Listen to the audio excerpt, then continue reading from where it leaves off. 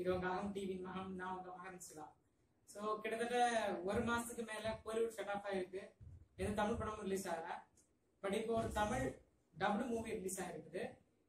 Tan Johnson நடிச்ச rampage.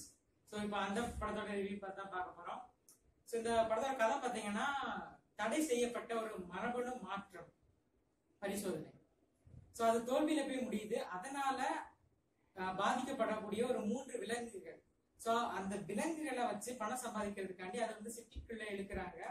So அந்த சிட்டிக்குள்ள வரும்போது அந்த சிட்டியில ஏற்படக்கூடிய பிரச்சனைகளை தடுத்து மக்களை காப்பாத்துறதுக்காண்டி ஸோ அந்த 3 விலங்குல ஒரு மனித குரங்கு இருக்கு. அந்த மனித குரங்கோட மெய்காப்பாளராக இருக்கக்கூடிய ஹீரோ டேன் ஜான்சன் வந்து முயற்சி பண்றாரு. அதுதான் இந்த மொத்த கதையும். ஸோ இந்த ஸ்கிரீன் பிளே பாத்தீங்கன்னா, இந்த படத்தோட ரன் டைமே 1 hour 46 minutes தான். ஸோ இந்த படத்தை பத்தி சொன்னா, அனாவசியமான சீன்ஸ் எதுவுமே வைக்கல.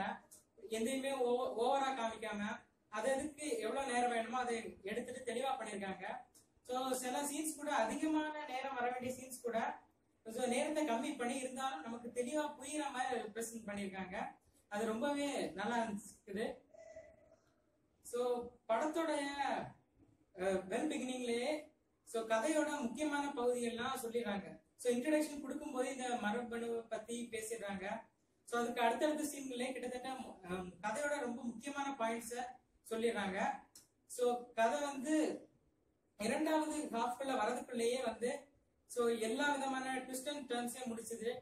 2வது பார்ட் வரும்போது முழுக்க ரொம்பவும் முக்கியமான குரூஷியலான சீன்ஸ் மட்டுமே வர்ற மாதிரி பார்த்திருக்காங்க. ஸோ ஹை விஎஃப்எக்ஸ், அது மட்டும் இல்லாம படத்தோட ரொம்ப மும்முரமான காட்சிகள் எல்லாமே 2வது பாதியில முழுசா வந்திருக்குது. ஸோ 2வது பாதி ஆரம்பிச்சதுல இருந்து முடிகிற வரைக்கும் ஒவ்வொரு நொடியுமே ரொம்ப விறுவிறுப்பா போயிட்டு இருக்குது. அதனால படம் ஆரம்பிச்சதுல இருந்து முடிகிற வரைக்கும் சுத்தமா யாருக்குமே போர் அடிக்காத மாதிரி படத்தை எடுத்துட்டு போயிருக்காங்க. இந்த படத்துல ஹீரோவோட ரோல் பாத்தீங்கன்னா, ஸோ மனுஷங்களை விட மிருகத்தை நேசிக்கிற ஒரு மனுஷனா டேன் ஜான்சனை காட்டியிருக்காங்க.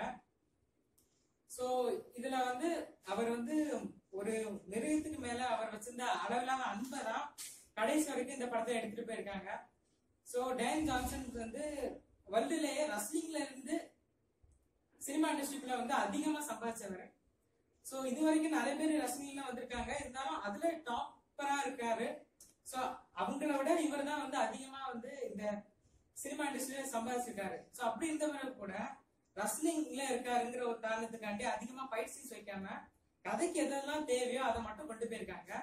சோ சென்டிமெண்டான சீன்ஸும் அவருக்கு வந்து ரொம்பவே நல்லா கையாண்டிருக்காங்கன்னு சொல்லலாம். சோ இந்த படத்துல இன்னொரு முக்கியமான விஷயம் என்னன்னா, இந்த படத்தோட ஷூட்டிங் அப்போ இந்த கிளைமேக்ஸ் வந்து மாத்த சொல்லி வந்து டேன் ஜான்சன்ஸ் வந்து இந்த படத்தோட ப்ரொடக்ஷன் டீம் கிட்ட ரொம்பவும் போராடி அவர் நினைச்ச மாதிரி இந்த படத்தோட கிளைமேக்ஸ் அமைச்சிருக்காரு.